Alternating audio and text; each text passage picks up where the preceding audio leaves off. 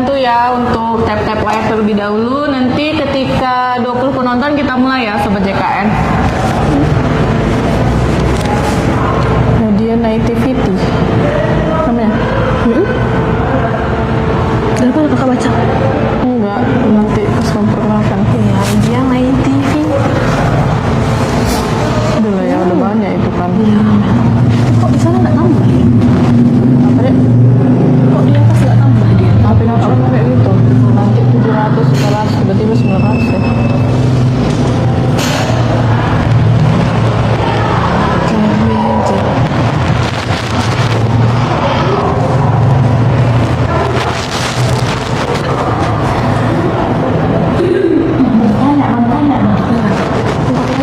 Lagi di jalan. Kan baru jam 4, dia nggak datang lagi jam 5 ya? Bisa.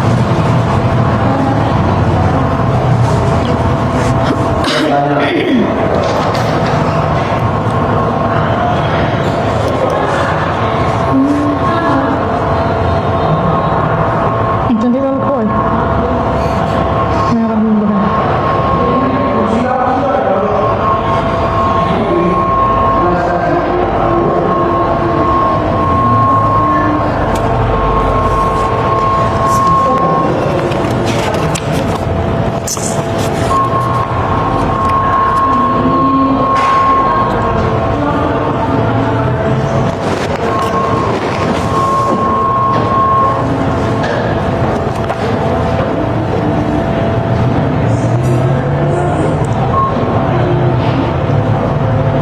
Sama aja ya.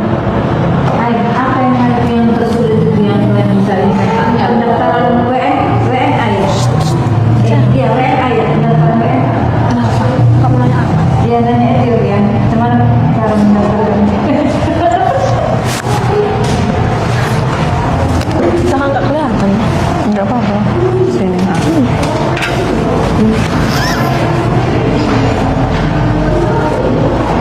Baik, kita mulai ya Sobat JKN. Assalamualaikum warahmatullahi wabarakatuh. Halo Sobat JKN di seluruh Indonesia dimanapun Anda berada. Kembali lagi dalam live dari BPJS Kesehatan Kantor Cabang Kaban Jahe.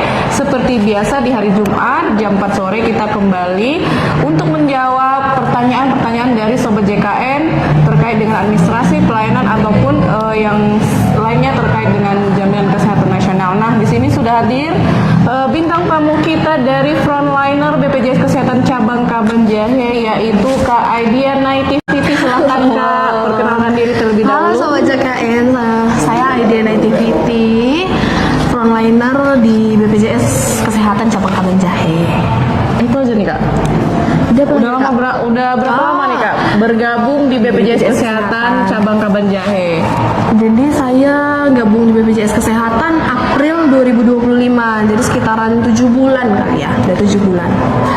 Itu ya Sobat JKN, jadi udah 7 bulan. Jadi kalau ada yang mau tanya status boleh deh chat-chat ya di kolom komentar Sobat JKN. Jadi tema kita hari ini adalah pendaftaran administrasi peserta JKN. Nah nanti Sobat JKN semua boleh menyampaikan pertanyaan dari kolom chat ya Sobat JKN.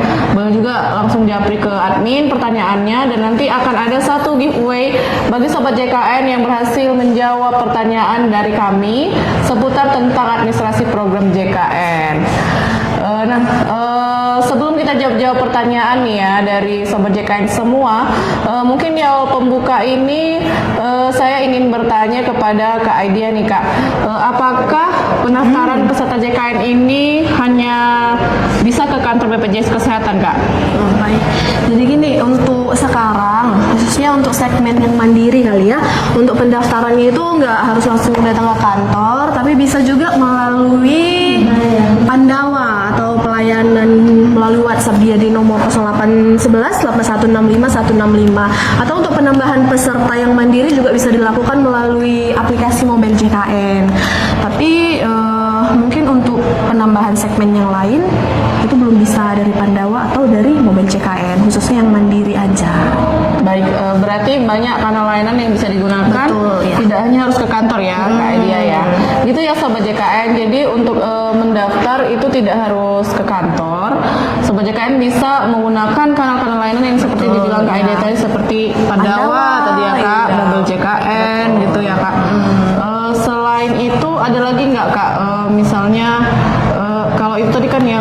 online gini. Iya. Kalau yang dia secara tatap muka gitu Kak, Secara tatap muka. selain di kantor cabang itu apalagi yang bisa dilakukan untuk mendaftar?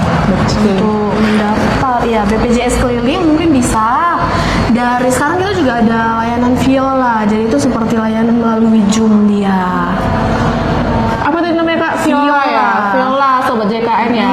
Jadi dia melalui Zoom ya Kak? Melalui Zoom, betul. Boleh dijelaskan nggak Kak, melalui Zoom-nya itu gimana gitu prosesnya? Jadi biasanya itu Zoom-nya itu per desa atau per instansi. Contohnya misalnya dengan desa ini biasa ada PIC-nya, itu seperti bidan ada juga yang perangkat desa. Biasanya pesertanya itu gabung di satu tempat, jadi Zoom-nya satu aja gitu. Baik, berarti ini prosesnya dia per desa ya Kak. Betul, Jadi biasanya. misalnya hari ini di desa Tiganderket gitu Betul, ya. ya. Nanti berarti peserta yang membutuhkan plan itu boleh datang ke kantor desa ya untuk nanti akan disediakan perangkatnya oleh pihak desanya ya, Ya, untuk ada mendaftarkan PIC-nya, diri ya. Jadi gitu ya Sobat JKN. Kalau Sobat JKN ingin melakukan proses administrasi terkait dengan JKN tidak harus ke kantor ya. Ada tadi yang namanya Pandawa, mobil JKN, kemudian BPJS keliling, ada juga namanya Viola tadi ya. Itu adalah pelayanan melalui Zoom. Nah, Sobat JKN, baik ini udah ada pertanyaan yang masuk. Mana ini? Ini ada dari Pak Justin ya. Pak Justin, boleh nggak Kak langsung lahiran di RS kalau sudah pernah check up di puskesmas ya? Jadi ini Sobat JKN, untuk penggunaan BPJS ini dia tetap berjenjang dia rujukannya. Yang pertama kali wajib ke puskesmas dulu, tetap seperti biasa wajib ke puskesmas. Nanti dicek dulu di puskesmas. Kalau bisa mereka tangani, nanti mereka tangani. Tapi kalau tidak bisa, nanti mereka yang rujuk ke rumah sakit. Kecuali kalau misalnya udah emergensi atau gawat darurat, itu bisa langsung ke IGD atau ke rumah sakit. Baik, itu ya Pak Justin ya. Jadi tetap harus berjenjang ya. Kalau lahiran itu kan kondisinya bisa dibilang 3 emergensi ya, Iya, Kak ya. betul, ya. Jadi tetap harus dari tingkat pertama dulu ya Pak Justin. Kemudian ini ada lagi masuk pertanyaan dari akunnya ANDR nih. Kak, kalau rujukan belum habis pindah vaskes bermasalah nggak? Kalau rujukan belum habis, Pindah vaskes bermasalah. Nggak jadi masalah sih ya. selama rujukannya masih berlaku ya bisa digunakan. Nah, itu ya untuk akun ANDR. Nah, ini kemudian ada lagi dari Hauzan. Saya pekerja penerima upah mandiri, tidak bisa bayar maksudnya ya. Oh, Sudah berarti 2 bulan. Mandiri tidak bisa bayar. Oh ya, itu maksudnya mungkin Kak. Dia Ya, jadi terdaftar sebagai segmen mandiri sudah tidak bisa bayar 2 bulan itu. Untuk memastikan harus kita cek dulu gitu ya. Tapi kemungkinan bisa aja data Bapak Mahar ya, Ibu Mahar ini bisa aja udah ditarik jadi bantuan pemerintah. Itu kemungkinan. Tapi untuk memastikan harus kita cek dulu datanya. Tapi kemungkinan bisa aja udah ditarik jadi bantuan pemerintah. Kayak untuk pengecekan bisa dari Pandawa atau aplikasi mobil JKN. Nah, itu ya jawaban dari Kak Edia ya. Kemudian ini ada lagi pertanyaan dari tadi siapa ya? ANDR tadi. Ini dari akun Mahar ya. Dari yang berbayar ke KIS gimana caranya Kak?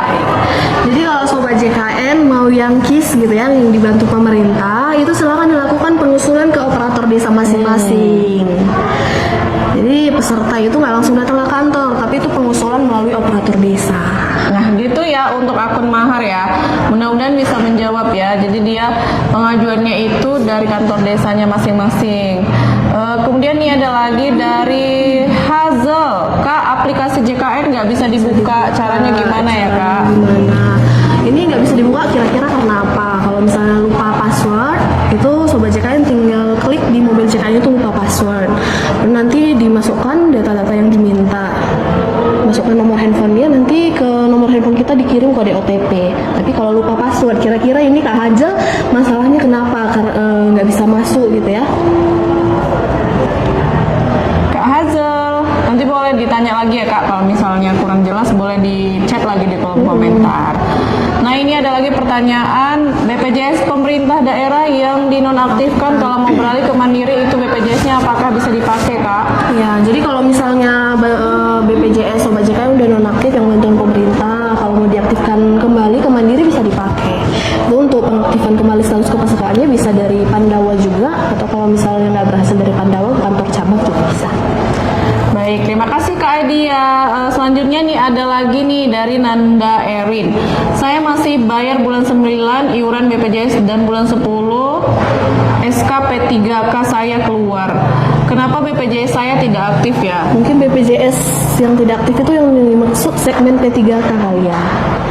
Jadi kalau misalnya belum aktif, Sobat JKM boleh langsung melapor ke kantor BPJS biar kita alihkan menjadi P3K.